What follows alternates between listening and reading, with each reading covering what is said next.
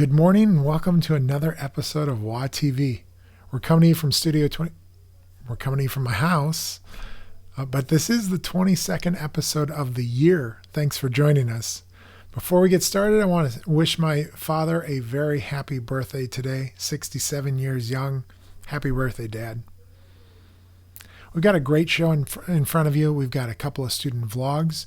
We've got two interviews that I interviewed people virtually last week. So we'll get those to you. But before we go in that direction, I want to talk about community. With the shelter-in-place order now more than ever, it's really important that we stay connected virtually. And in order to do that, as a larger entity, we need to all be coming together at the right times. Whether it's we're all watching chapel together, we're watching the message from the principal. On Wednesday night, we have an opportunity for a virtual coffee house. Tried to put this together to try and get people to submit for art, singing, instrumental, dance, stand-up comedy if you've got it. We're still, because of the nature of this being the first event, we're going to still accept submissions until tonight at 6 p.m. So if you've got anything that you want to get out there, video yourself, put it up on YouTube, send us the link. About a minute long to 5 minutes. You make that decision, but we wanted to open up the submission window just a little bit longer. Once we do that, then we're going to have a hosted premiere at 7 p.m. on Wednesday night. You can watch it, of course, later on if you want, but to interact socially with it, I'm going to invite a student to host this thing, and for us to play these videos out for you so that you can celebrate this community. But it's really important, similar to like a church. When all the churches went virtual, it was really important for the congregation to meet in one particular spot virtually. WATv is the best place for that. Follow us on Instagram and Twitter at TheRealWATv. I'm not just saying that. Subscribe to our YouTube channel, youtube.com/WhedonAcademyORG. I'm not just saying that because we need to communicate to you. And then the other part needs to be true as well, which is you need to give back to us.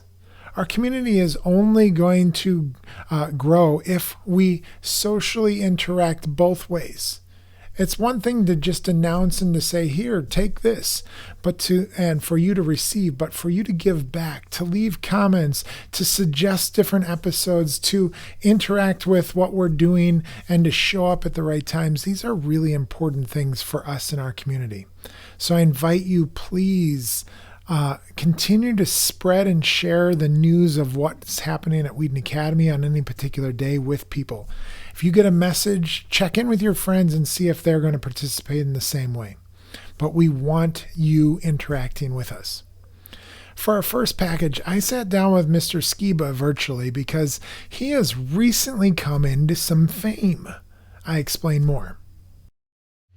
Mr. Skeba experienced some recent fame after his interview with NBC News Chicago on Tuesday afternoon. Now, NBC5's Chris Coffey takes a look at the adjustments so far and how a suburban business is making the technical transition easier.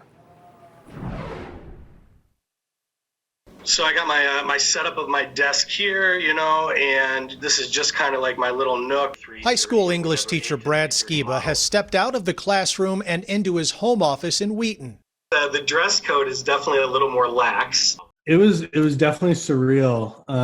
So I'm in like a yoga teacher training with a bunch of housewives basically, and they have a text thread, and one of them sent a message out to the thread saying my neighbor, which was the guy Chris Coffey, the reporter, wants to do a report on people who are working from home.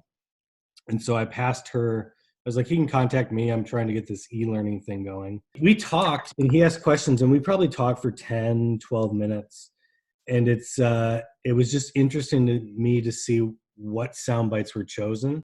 He was asked during the interview what was one of the new challenges that teachers often face with this e-learning process. I didn't realize the extent to which I used micro conversations with my students to check in, right? And so it's like as I'm working through the responses, I'm seeing who's off the page and who's on the page. And it's like, how do you recapture that human connection?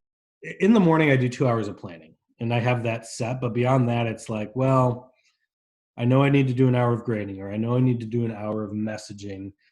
And so I haven't yet set, from this time to this time I'm doing this. So it all bleeds together. I feel like it's like 15 minutes of this and then go do some yoga, or 15 minutes of this and then take the dogs for a walk. So I think that is the real challenge right now, is what does it look like? What does the workday look like?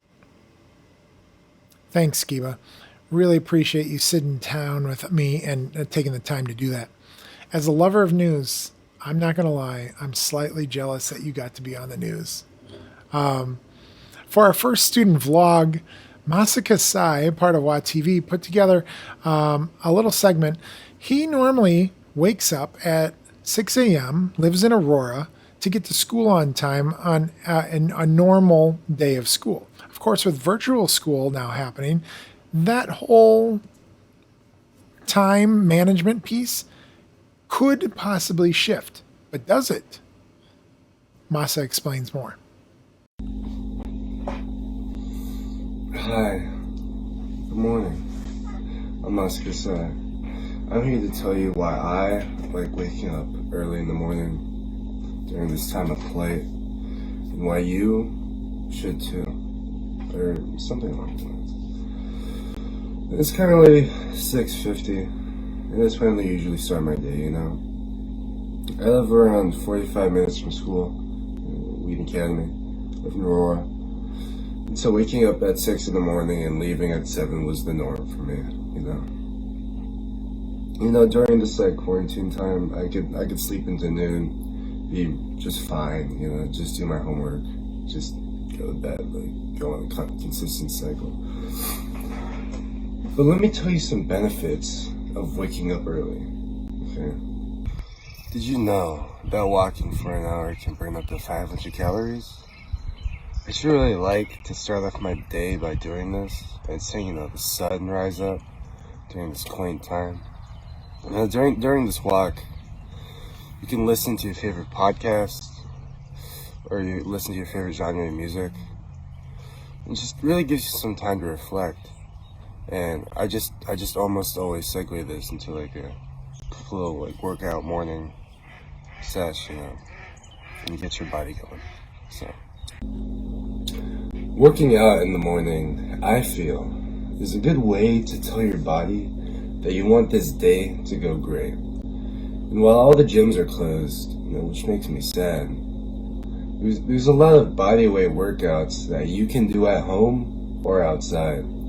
For example, pull-ups, dips, push-ups, and planks. Now at this time, I'll head back home and make myself a light but invigorating breakfast. Usually just a bowl of oatmeal and some fruit, just something light, but filling enough, get some carbs in. But that's how I start my mornings. And if you're saying that's too much, Masa, we don't have to do exactly the same as I do. You can easily just wake up at 8, grab your cup of coffee, and have your morning. But you should always remember that time is finite, and you should spend your time doing what you can. It's Masa Kasai with WAtv, signing out. Thanks, Masa. I think it's really important that we take care of our physical bodies. Whether what we're putting in, eating and drinking, how we're refocusing and resting our minds by waking up and sleeping, to the exercise that you explain. I think it's really important that each one of us, and I know me particularly, this first week of e-learning has been crazy. I felt like I've woken up earlier and finished working later. I, of course, have taken a couple of breaks, but I feel like I've just been driving hard. Maybe some of you are in that same boat. Find the balance between what we're doing, work and play, but also the way that we care for our bodies.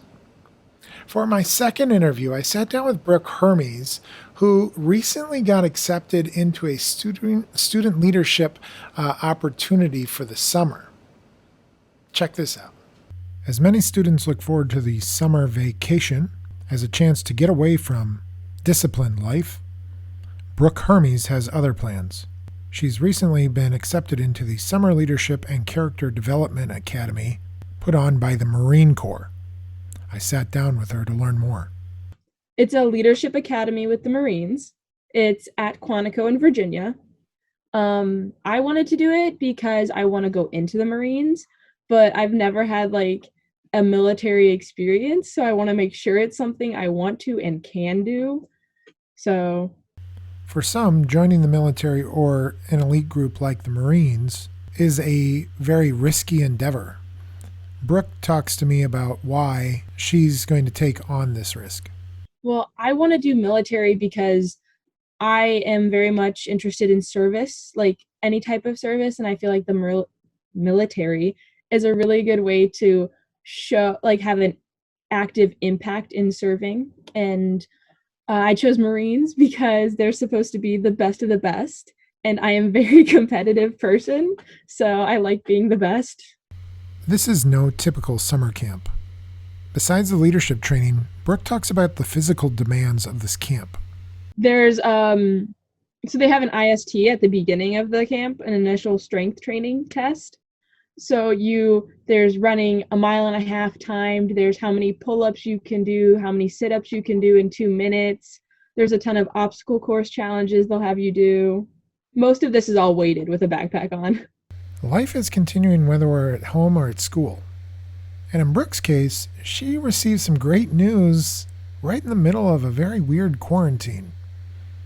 Connect with each other and find out what great things are happening in the middle of this period of unknown.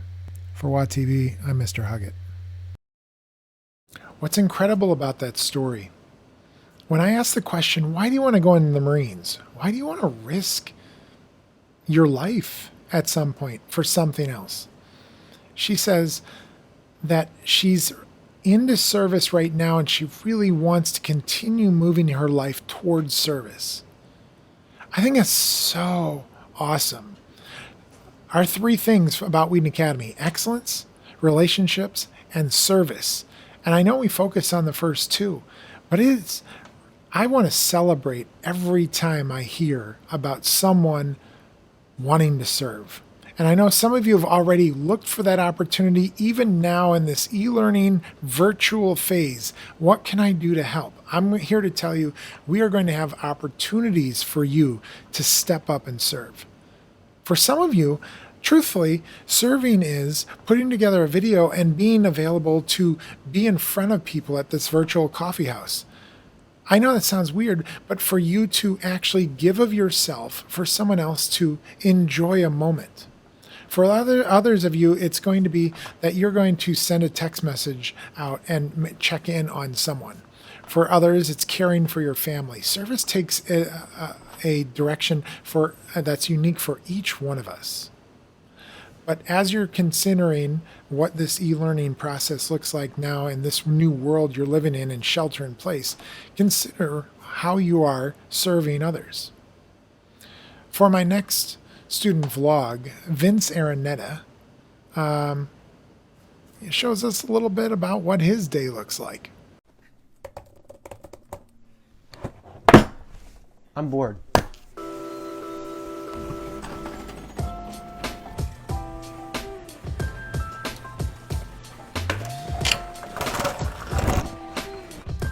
You probably realize at this point that there really is not much you can do when you're stuck in quarantine. But, I tried going outside and everything, and I tried keeping myself occupied because the last thing we want is to be bored for 5 weeks straight.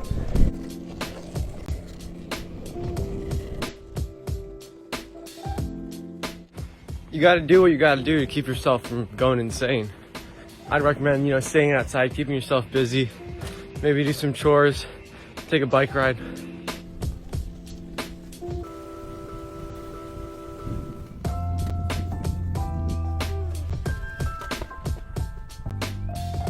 A man can only do so much homework.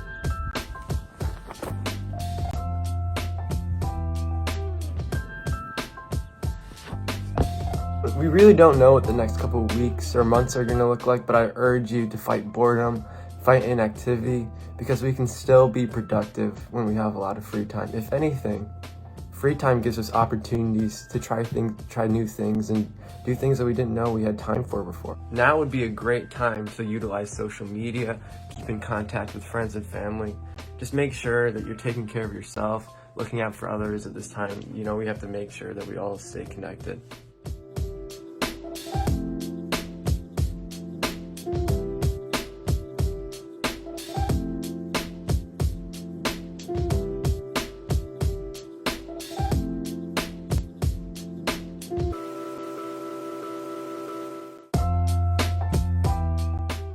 So whatever you find yourself doing in your time away from school, just make sure to keep a positive mindset and look out for yourself and for others.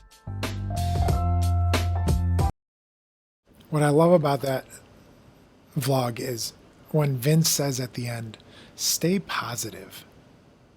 It's a decision each one of us has to make, whether we see this world as half full or half empty.